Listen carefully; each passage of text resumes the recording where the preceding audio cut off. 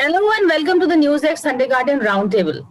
Well, the election, at least the polling has begun. In fact, in West Bengal, the high-profile constituency of Nandigram has also voted with a pretty high turnout. What does that mean for the fate of the high-profile candidate? And also the lessons, or the rather the takeaways from these elections in terms of our national politics. For instance, is it more important for the opposition to score a win in these assembly elections than is it for Prime Minister Modi and Amit Shah? And also in terms of the opposition, what exactly is happening? We've seen Mamta Banerjee dash off that letter. Was that a letter of desperation? Because after all, she's reaching out to Sonia Gandhi when the Congress is competing against her in the state. Or was that a way of asserting herself as the leader of the opposition parties? And of course, why is the Prime Minister spending so much time in West Bengal? Can the BJP juggernaut be halted? Will the BJP actually lose West Bengal, or are we going to buy into the buzz that is happening that the BJP will actually win the state? Well, joining me on the roundtable is Rashid Kidwai. He is the author of 24 Akbar Road. Sandeep Ghosh, he is a commentator and an op-ed writer and a political analyst. Radhika Ramaseshan, consulting editor, Business Standard and a columnist. Ashutosh, he is the founding editor at satyahindi.com and a political commentator. Rashid, recently I saw you analyze the Nandigram voting pattern also. So this high turnout, what does it mean? Where do you see Mamta's chances? What is happening in the state from your feedback? I think, Priya, first and foremost, the BJP has perfected this art of creating, the huge, kind of, psychological warfare. As if, they are there, they have arrived in every election. Even when they lose handsomely, they talk a lot. They build up the entire atmosphere by their leaders, and they come up with very kind of precise thing. Like saying, out of those, 30 seats that went to poll in the first round, they're winning 26. So, where the four going, as Mamta famously said, is it going to, the left and the Congress? So they create such a kind of atmosphere, and they have some kind of, sections of friendly media, social media, all kind of thing. There's a huge build-up.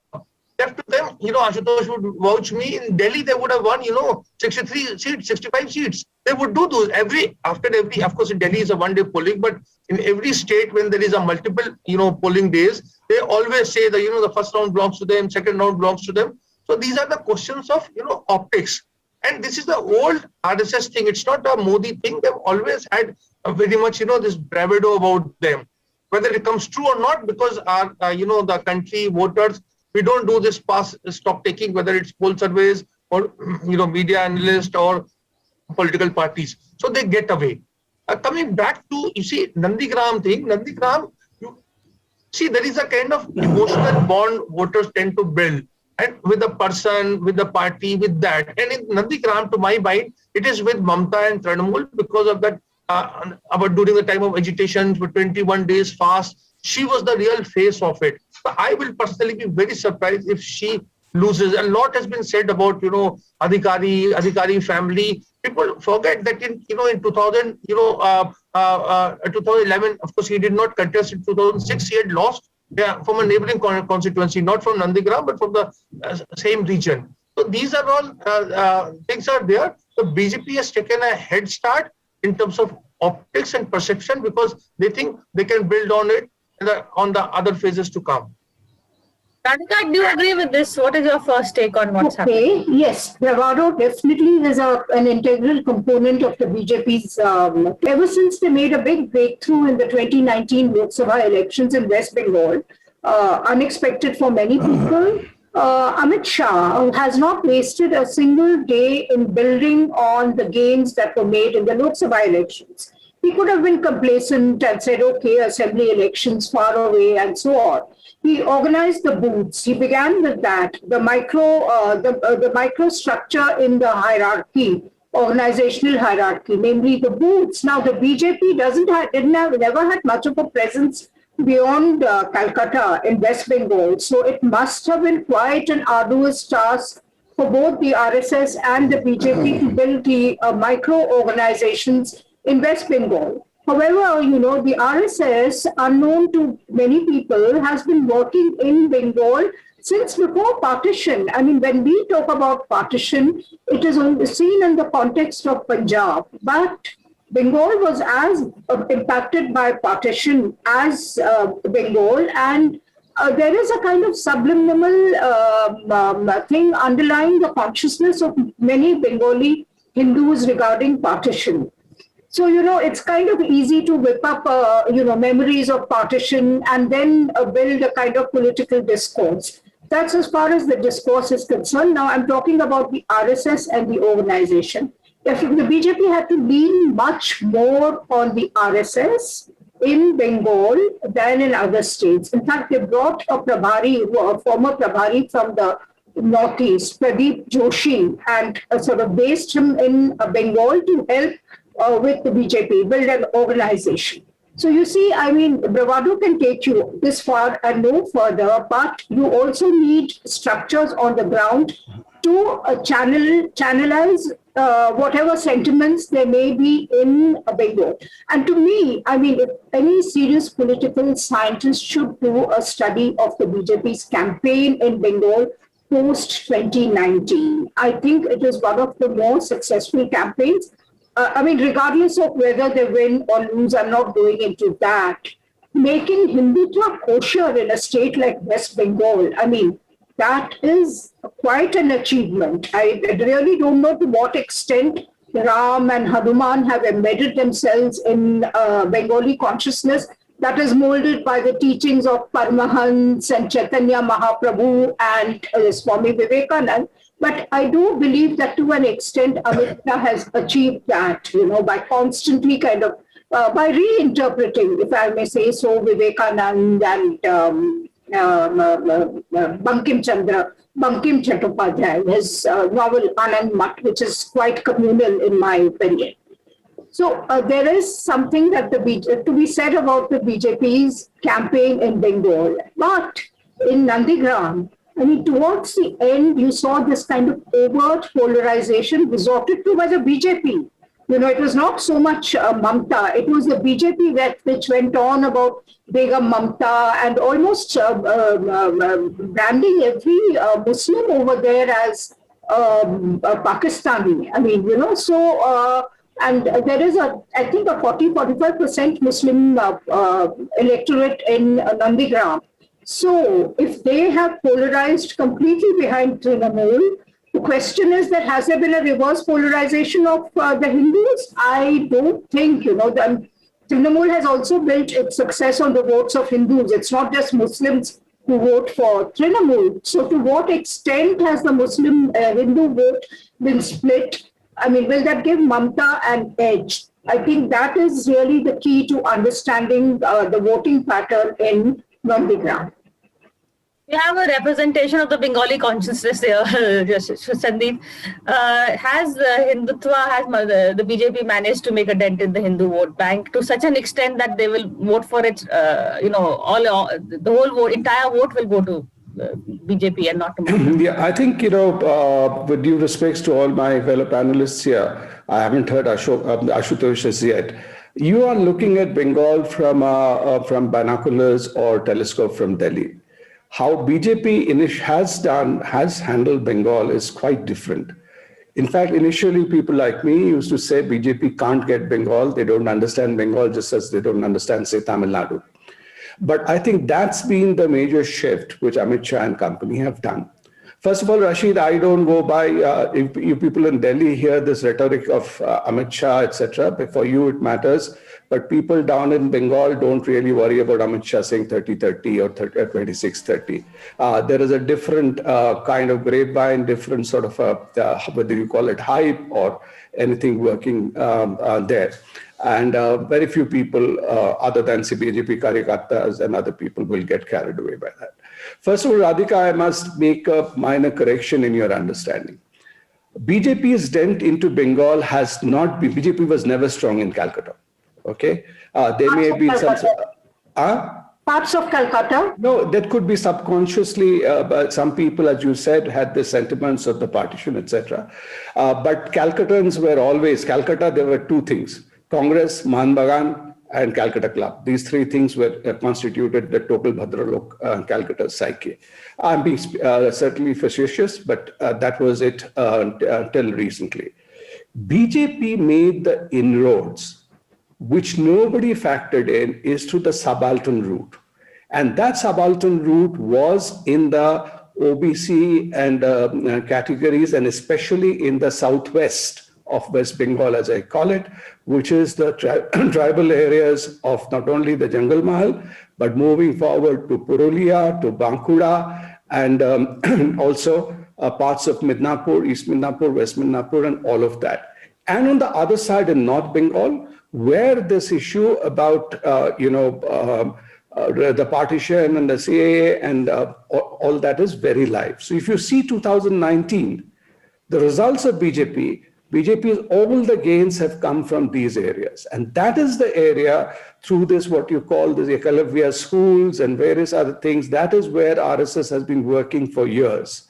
And BJP's approach to Bengal, or rather RSS's approach to Bengal, were not in terms of what people were saying earlier, that BJP is trying to compensate the seats they will lose in the Hindi heartland by gaining seats in Bengal, or today they're saying they might lose some other states going forward, but therefore they want to have. Their whole game has been in upping their constituency. So it's no mean task what they've done in the last 10 years, from taking their vote share from 3% to 40% kind of level. And that's not just by polarization alone. Yeah, you couldn't get polarization. I mean, certainly they have not been able to woo the Muslim vote. But the people who moved to them, the subaltern class, etc., from earlier the left, then from Trinamool on to BJP, they have moved for different reasons. I do not want to take too much time on Nandigram because that's over discussed. So even today, the challenge for BJP, which I keep repeating, yesterday I even tweeted that while everybody may be focusing on 26 constituencies in Nandigram and 26 constituency, my focus was on the 4 South Bengal constituencies of Kakdeep, Sagar, Pathar Pratima, and these are all in the Ganga Sagar belt, where in the last, despite a 2019 tsunami, if you were to call it, South Bengal, those areas, BJP was not able to penetrate at all. This year, they have again, therefore, put humongous amount of investment in those areas. Modi has addressed there, Amit Shah has addressed there, Nadda has addressed there. What you are saying, Radhika, in Nandigram, the percentage of Muslims are 30%. And out of the 30%, the majority is of the category 1, which I'm talking about, which we call the Chashi or the farmer Muslims. Okay, they have been there around 2-3 generations or more. But when you come to Barashat and all these areas where things go up to over 50% at times, and maybe even in certain belts to about 70%, that composition is entirely different. Similarly, in South Bengal, if you go into areas of Diamond Harbour, if you are familiar with Calcutta, Bajbaj, etc., which were the earlier jute mill belt, and all those areas, again, the influx, Khidirpur, which used to be very different demographics when we grew up in that area. Today, Khidirpur is so much different that Firhad Hakim made that very controversial statement previously about what Khidirpur is today. So those have changed, and that is where BJP has not been able to make inroads. And that is what they're trying to do with this phased election and, 8-phase election. 8-phase election is primarily, if you see, the 4 phases are tackling the South Bengal part. Okay, if you see the earlier part, all these parts will get over, more than 50% will get over in the first 4 phases itself. It is only the last phase they are going step by step, block by block, because that is where intimidation is a factor. In Bengal, as I say, post-poll violence or revenge violence is a reality. It has always happened. Ashutosh, your first take on all this, on where do you see the Bengal vote going, and can the BJP be shocked? Do we buy the narrative that BJP is winning West Bengal? See, in a post-communist era, it's interesting to hear from Sandeep about talking about the lumpen proletariat, the word which is consigned to the dustbin of the history long back. Anyway, see, my take is very simple. I think Bharatiya Janata Party, if they win, if they could win Bengal, I think the electoral politics of this country has to be rewritten. And if they do it, I think this will be nothing less than the miracle. It's phenomenal, because a party which in 2014 had just got 16% vote, in 2016 is again it comes only the 10% votes, and suddenly from 2016 to 2019, if they are getting 40% vote, the shift of 30% votes is phenomenal. At least I had never seen something like this. The only parallel which I can draw is Delhi in 2013, when the Aam Aadmi Party formed a year back, and suddenly from nowhere, they get 29 seats and 28% votes. And that too also when the people did not believe that Aam Aadmi Party can win. And when the people believed that Aam Aadmi Party can win in 2015, that a year and a half later, they got 67 seats. That's a miracle. That's a miracle, electoral miracle in any sense, has not been reproduced. And if BJP could do same thing in Bengal, I think this will be a replica of the Aam Aadmi Party's phenomenon. What is happening in Bengal right now? The first thing is that, again, I'll use the Marxist parlance, that Congress and the left parties has completely withered away. They do not exist there. Two political parties which has controlled Bengal for such a long time, and a Communist Party for 34 years uninterruptedly. If they are reduced to just 6% vote, that shows there's something drastically wrong. And that people are so fed up with them. So people in Bengal has been desperately looking for an alternative. And Mamata Banerjee was there, but they needed somebody who could counter Mamata Banerjee by this way or that way. So that disillusioned people who were looking for an alternative, suddenly they found Bharatiya Janata Party. And Bharatiya Janata Party is very good in terms of capturing the imagination of the people. But what is happening over there, I subscribe to what Sandeep has said, that it is, you go to the Jangal Mahal area, it's basically Dalits and the backwards, and the bastion of old Naxalites and the communist movement. And suddenly the entire area shift towards BJP. That means the people of that area has been totally disillusioned with the left and the Congress both. Now the issue in Bengal is, and the two things. First of all, I think it's a basically a demonization of the Muslims, nothing else. Let's be very frank about it. Let's not talk in other sense. Demonization of the Muslim. You see how the Suvendu Adhikari has been campaigning. He's saying कि अगर ममता आ जाएगी तो यहाँ हिंदू तो धोती भी नहीं पहन पाएगा, तिलक भी नहीं लगा पाएगा, और वो तुलसी की माला भी नहीं पहन पाएगा. And ये कौन लोग हैं? ये पाकिस्तानी लोग हैं. The same Suvendu Adhikari which used to touch Mamta's feet, used to call her mother, suddenly in 3 months' time, he found Amit Shah as his godfather and saying Mamta is a begum, Mamta is a fufu, Mamta is a khala. Bro, what kind of language is this? I had never seen something like this. An election commission in this country, let me put it very bluntly, has been most brazenly, incompetently doing nothing. They should have immediately stepped in. They should have taken action. They did not. So the single point factor is, which is affecting in terms of ideological vacuum, which is created by left and the Congress, is filled by another ideology which is driven by Hindutva. There's nothing else. There's and backed by a mega the TV narrative, and the mainstream TV and the social media is very good at that. I do not believe that the Bharatiya Janata Party has got a great organization in Bengal. I do not believe that the RSS is a great organization in Bengal. No, they do not have an organization per se. But they have co-opted people like Suvendu Adhikari, which has got 56 cases against him. They got Mukul Roy, who has got Sarda and Narda. They should have been arrested. They got Arjun Singh, who's a Muslim. So where is the alternative? The alternative is Hindutva, demonization of Muslims, and then social engineering done at the level of grassroots level, where you could make Dalits and the backwards that you are Hindu and the Muslims are here to rule over you. And if you do not get together, then there is. And I completely agree with Sandeep on the point that still Bharatiya Janata Party has not made great inroads into the South Bengal and the Central Bengal, and that is where the BJP's loss is going to happen. My opinion is BJP is not going to win this election, come what may. Sandeep, you wanted to come in? I just wanted to make a 30-second intervention. Ashutosh is obviously not familiar with Bengali media and Bengali television. If you would have seen Radhika's old paper, I don't know whether she's still with the Telegraph, last 1 year you could not recognize whether it was a Trinamool version of Ganashakti. And all Bengali papers were 180% of Rashi's old paper as well. Bengali channels, Bengalis hardly see Hindi channels or English channels, the common Bengali who we are talking about voting, was totally Trinamool. So even now, with great difficulty, Amit Shah gets a word sideways. when ABP Ananda shows Modi's speech in Brigade, which was a huge phenomena, in a split screen, they show Mamta's roadshow in Siliguri simultaneously.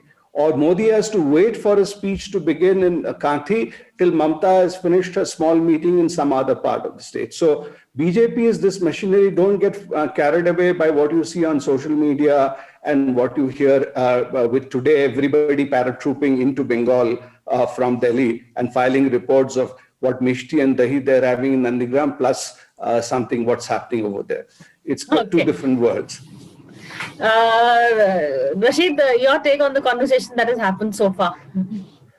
I think of course everybody has his own kind of assessment, but we must look at this factor which works well for the BJP and in Indian politics, that being a chehra. So a chehra is there in parliament election. I think it is wrong and fallacious to equate parliamentary elections with assembly elections. And parliamentary election also, it's not that the BJP won the way they won in Madhya Pradesh, Chhattisgarh, and Rajasthan, etc., winning almost all seats in these states, except for one seat in Madhya Pradesh, one seat in Chhattisgarh. All other seats in Lok Sabha went to the BJP.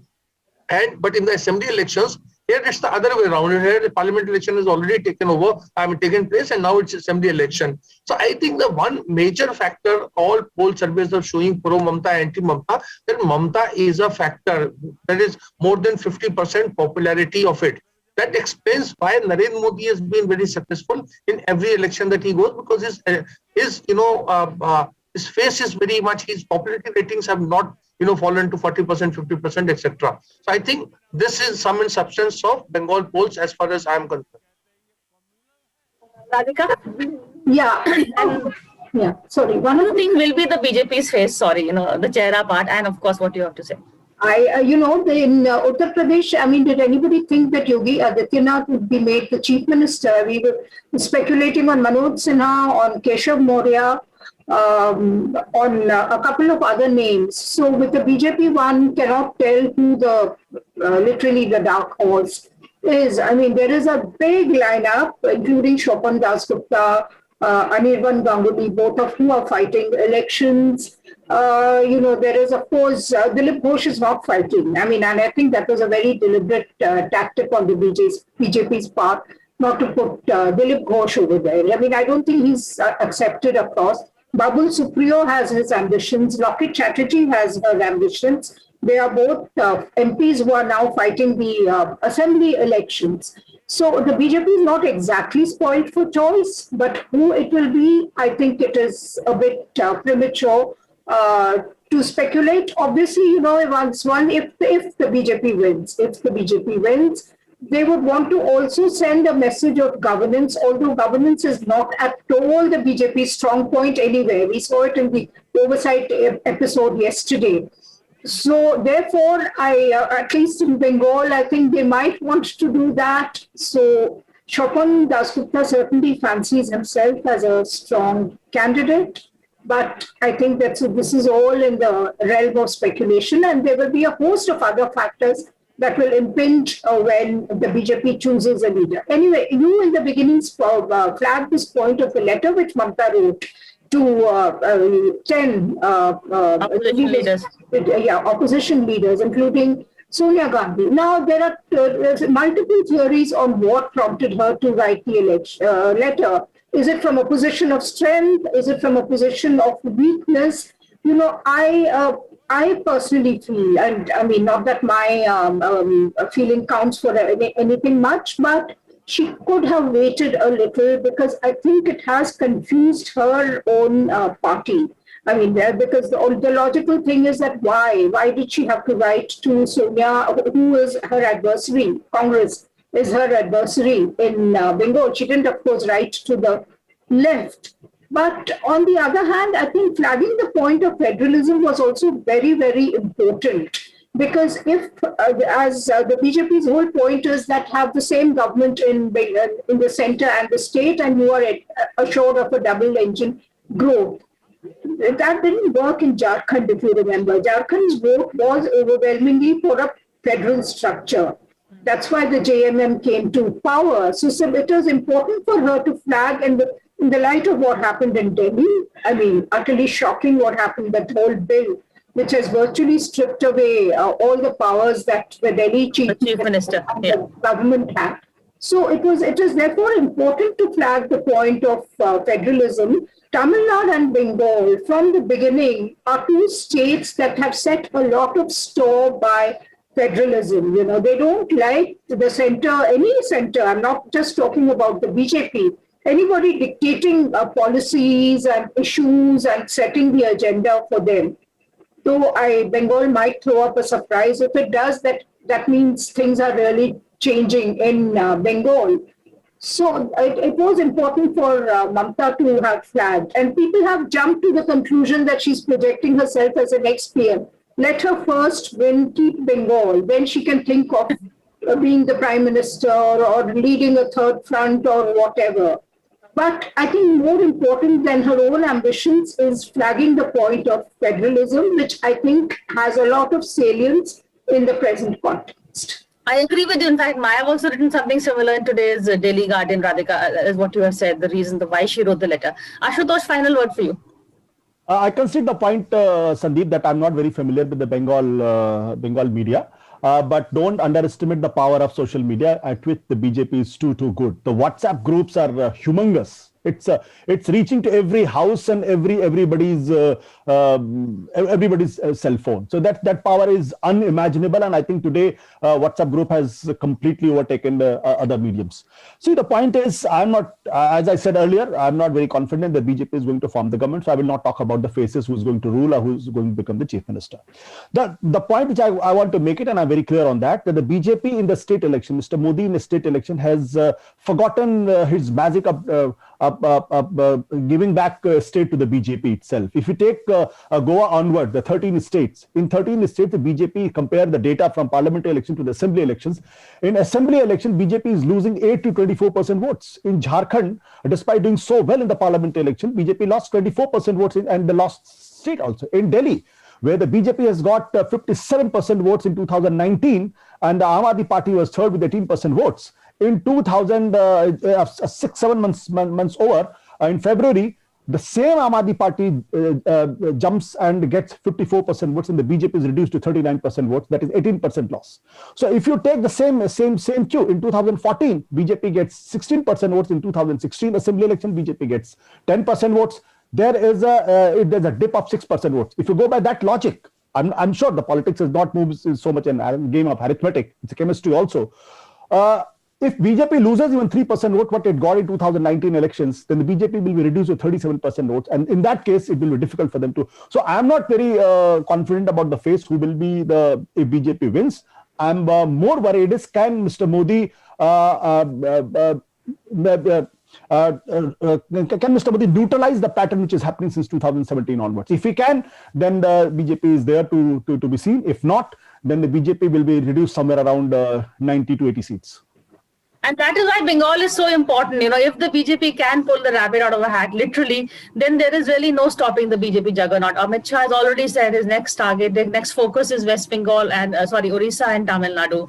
There will be a BJP, one nation, one party, I think is going to be the mantra of the BJP, which is why West Bengal is so important. I know all of you want to come in, but we really overshot our time. So, Sandeep, we totally overshot our time. So, one quip. I want to say, people said Bengal thinks today what India thinks tomorrow. In this case, Bengal will think today what India thought yesterday. So this will be a 2014 review. All right. On that note, thank you so much, all of you, for this conversation. For more such videos, subscribe to the NewsX YouTube channel, hit the bell icon.